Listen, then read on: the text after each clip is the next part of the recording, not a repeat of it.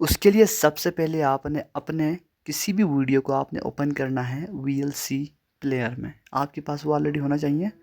ٹھیک، ہم VLC media player کے اندر اسے اوپن کرتے ہیں. ٹھیک، اس کے بعد اگر آپ نے سپیڈ چینج کرنی ہے تو آپ نے جانا ہے پلے بیک میں. ٹھیک، اس کے بعد آپ نے کلک کرنا ہے سپیڈ پہ. پھر یہاں سے آپ اپنی سپیڈ کو چینج کر سکتے ہیں. فاسٹر میں 1.50 ہوتا ہے سپیڈ ایکس. اوکے، اسی طرح آپ سپیڈ کو فاسٹر فائن کر سکتے ہیں، یعنی کہ تیز ہوگی آواز لیکن اس سے تھوڑی کم. ٹھیک، پھر آپ کوئی بھی سپیڈ آپ یہاں سے سلیکٹ کر سکتے ہیں. ٹھیک، آپ زیادہ بھی کر سکتے ہیں، سپیڈ کو کم بھی کر سکتے ہیں.